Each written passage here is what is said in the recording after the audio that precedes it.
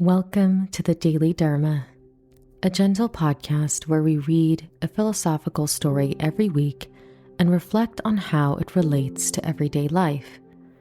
Our focus is to use Buddhist philosophy to understand the complexity of modern life and find achievable and accessible pathways to peace.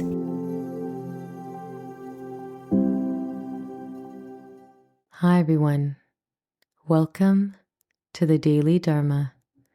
In this episode, we'll be talking about how we can learn to become unstuck, what it means to be stuck within ourselves, and how we can slowly and gently move towards becoming free of our own cycles.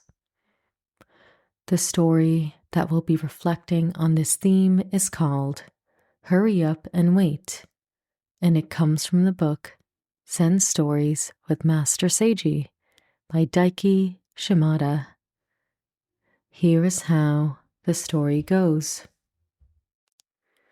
Master Seiji ventured into the city to return books to the library.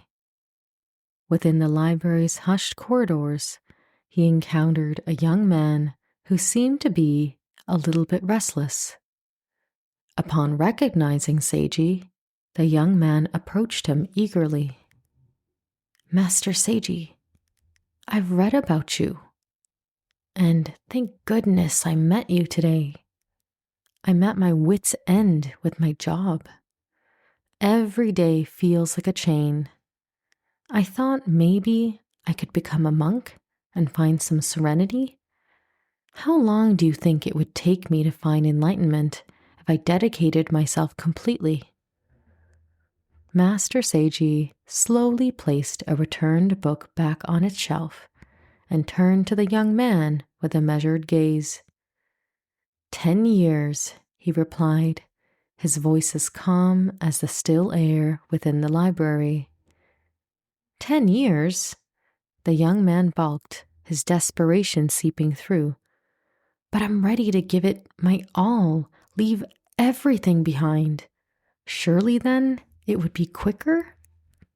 Seiji, with a hint of a smile touching his lips, adjusted his response. Oh, now I understand your eagerness. In that case, it might take you double the time. The man's confusion deepened. We don't understand. I devote every waking moment to thinking about this. Seiji nodded, and then he responded gently. Now I feel like I'm beginning to see your determination. If you wish to devote every waking moment, then it would take maybe 3 times as long. The young man stood silent, a little shocked, the weight of Seiji's words sinking in. Then Master Seiji smiled, rising to leave. In your haste and intensity to seek enlightenment, you're like a person standing on their own hose, wondering why the water doesn't flow. I don't mean this in a bad way, but maybe it is time to reflect on why you want this and not just how.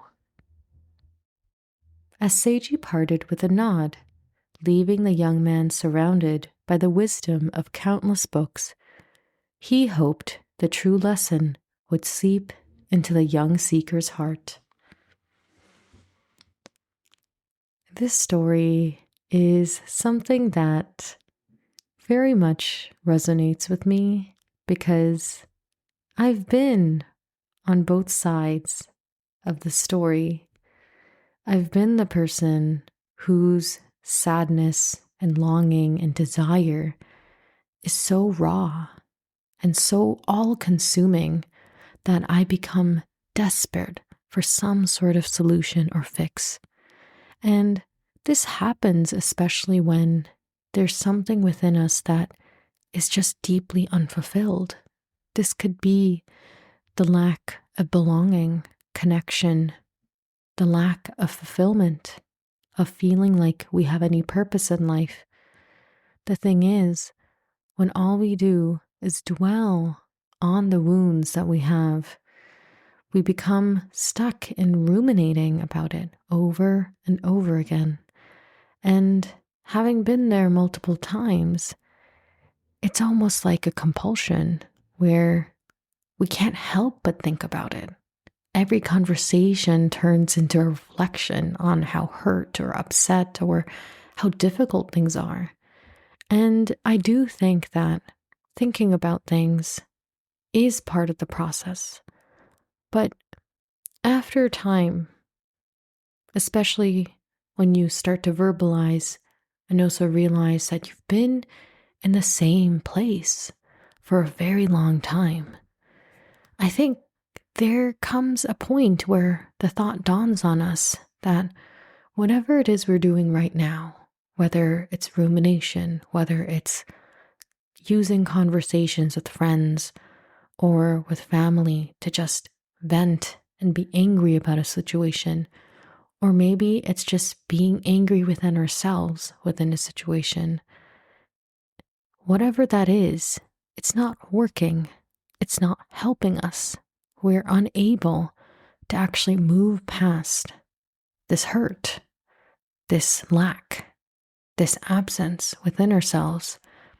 And I think that thought of this is not working is the pivotal fulcrum where things can actually change.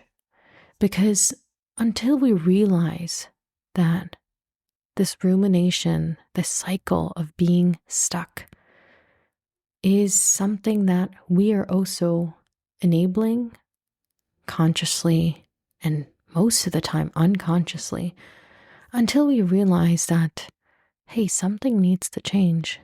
It won't change. But even if we have a single thought of recognition that we're tired, we want things to change, we want things to be different, and now we're ready to look at things in a different way, that is where we start to become unstuck.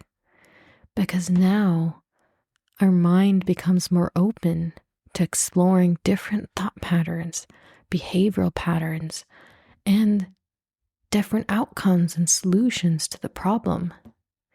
We start to realize that time is an incredible tool to have new perspectives, to take new angles on the hurt and the experience we've endured. And that is one of the greatest advantages we have in simply enduring painful things and then having a lot of time pass. And in my life recently, a more smaller hurt happened, but it was overwhelming. But just being able to, because I have no choice, because I'm a student and I have these essays to do, just fully engrossing myself in the process of writing, researching, learning, all these processes gave me hindsight that, yes, of course, I endured this hurt. It was difficult, but I'm also so proud of myself for becoming a better essay writer, for learning about these things, for having this passion for this subject. The thing is that we become stuck when we do things over and over again, expecting a different result. But if we just change one tiny part of that process, even if it's as simple as just asking different questions, maybe doing different actions such as journaling or even talking to a different person about it, and instead of imposing our opinion, asking them, what do you think about this situation? What would you do in my shoes? That openness to exploring new avenues is the beginning and the most important part of slowly becoming unstuck. And of course, even getting to that point where we are emotionally ready for change is a journey. It's not easy, and oftentimes, unfortunately, it's very easy to find reasons to stay stuck, because in the short term, staying stuck is easier than actually changing our perspective. But in the long term, the refusal to change or seek help and support in new ways costs us so much more. And it's that wisdom that enables people to change, that enables me to change. Because I know that as much as I feel so justified in these ruminations, in these powerful negative thought patterns, it's not good for me. It doesn't feel good to be here.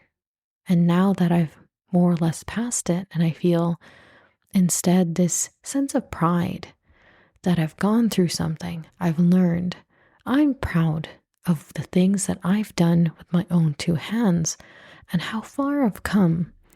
That is the perspective I'm taking on this situation instead of where I was before. It's much better.